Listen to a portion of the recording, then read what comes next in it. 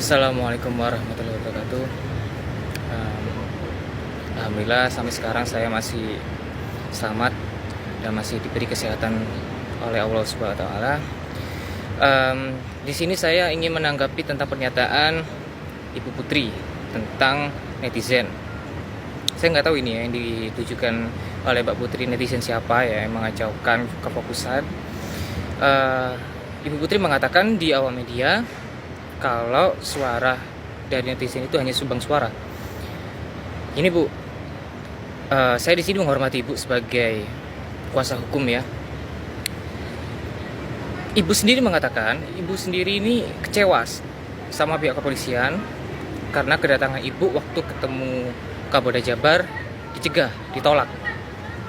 Yang kedua, Ibu merasa bingung kok ini 2 DPO dihilangkan sejak ketemunya si Peggy Setiawan yang dia bekerja di kuli bangunan nih. Nah, sekarang Ibu ini saya lihat semakin berubah Bu ya, kayak makin redup. Bahkan si Hotman Paris pun saya lihat kayak makin ke masalah yang lain, pindah ke masalah yang lain. Jadi berilah kita ini Bu suatu keterangan yang lebih jelas gitu loh Bu. Karena apa? Kuasa hukum dari Peggy Setiawan pun saya setuju. Karena apa? DPO yang ditujukan kepada Peggy Setiawan itu tidak persis sama yang dikatakan oleh kertas DPO itu, Peggy Perong atau Peggy Setiawan saja Bu. Sekarang masuknya gini Bu, seorang intelijen ya untuk mencari kasus itu mempunyai ilmu yang tinggi Bu. Masa selama itu 8 tahun hanya bisa menangkap seorang kuli bangunan, terus bukti-buktinya hanya sebuah raport yang mau diperiksa Bu ya. Yang kedua, saya ingin menanggapi tentang Linda ini videonya banyak sekali ya yang ngirim ke saya tentang Linda ini kesurupan beneran apa enggak gitu kan. Ini ya, saya agak ketawa waktu Linda itu ada videonya yang bilang kayak gini, netizen kalau ingin mengungkap kasus panggil saja itu setannya. Kalau ngomong sama orangnya sama aja kayak orang gila.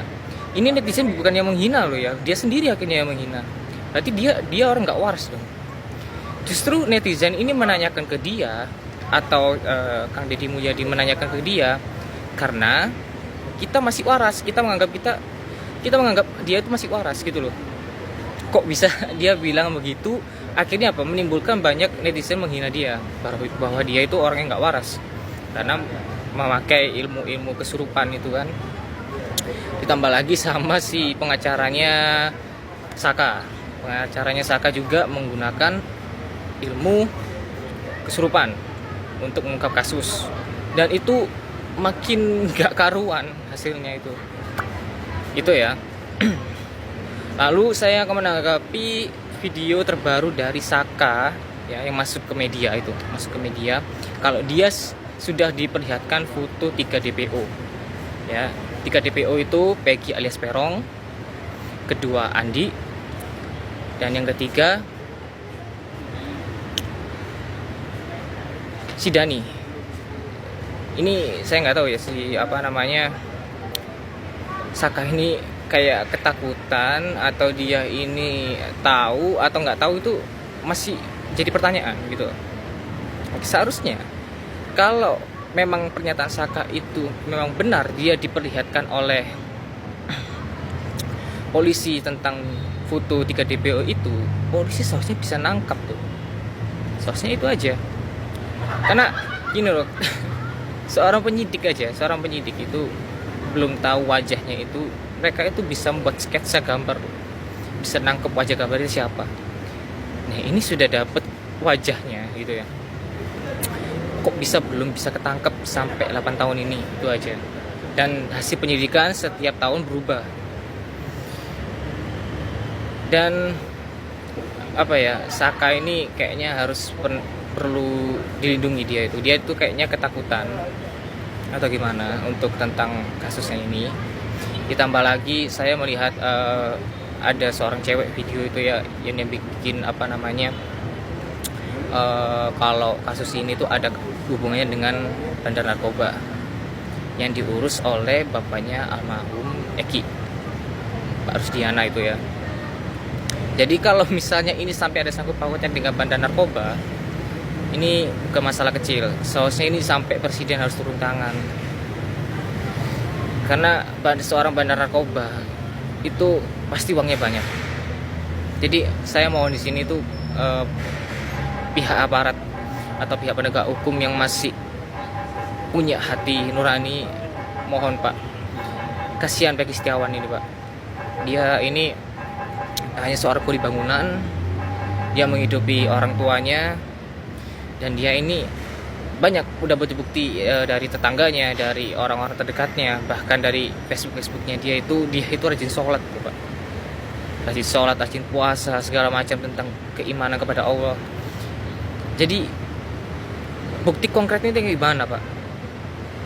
Saya juga agak kasihan sangat dengan Peggy kalau misalnya di pengadilan hukum nanti itu, di pengadilan itu dia dihukum mati, itu ya wah, sulit saya ini mengatakannya ini.